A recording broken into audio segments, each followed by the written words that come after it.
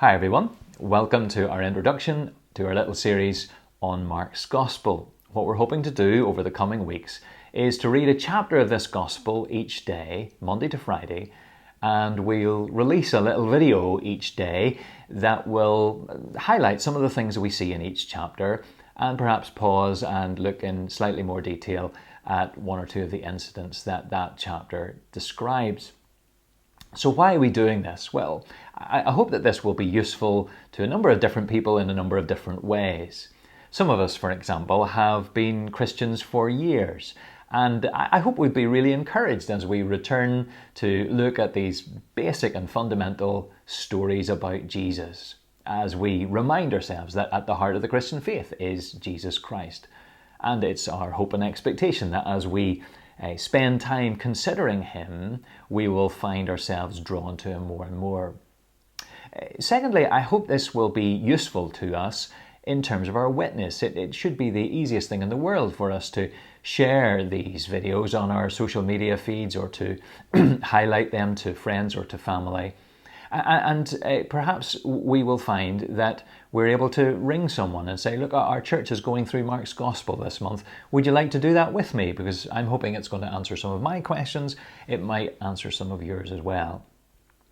And then thirdly, perhaps some of us are not yet Christians, but we're interested in finding out more about Jesus Christ. Well, there's nowhere better that we could go than to Mark's Gospel. We believe that Mark used Peter's first-hand eyewitness accounts to compile his Gospel. And so whenever we're reading this Gospel, we're really dealing with the first-hand sources. It's a great place to find out more about Jesus. I guess there are three basic questions that we all need to find answers to. One is, who is Jesus? Secondly, what does he do? What did he do? And then thirdly, what does that mean? What does that mean for me? And Mark very much concentrates on answering those questions. Now, we really want to spend our time reading the text, but there are a number of resources that we might find helpful as we do that. Let me show you those just now.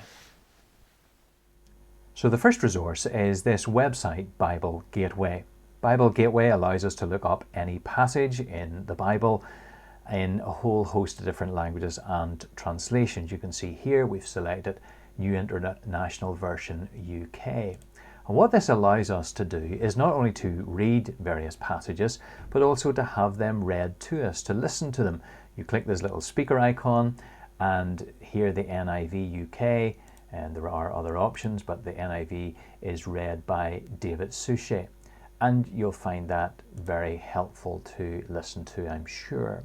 What you might want to do is to listen to the Bible being read, then to read it yourself more closely, and to make a little note of anything that surprises you or anything you don't understand.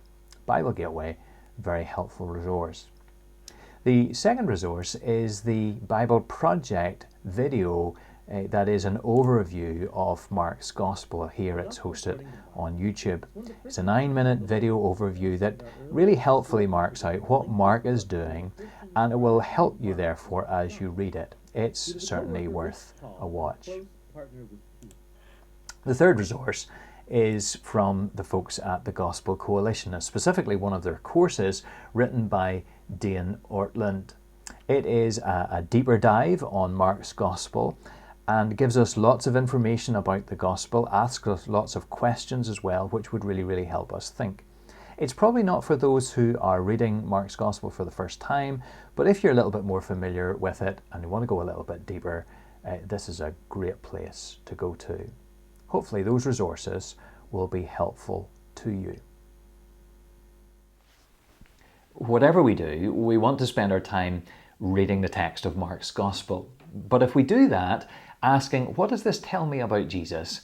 I think we will be very encouraged with what we find. So, grab a Bible, read Mark chapter 1, and I'll see you on Monday.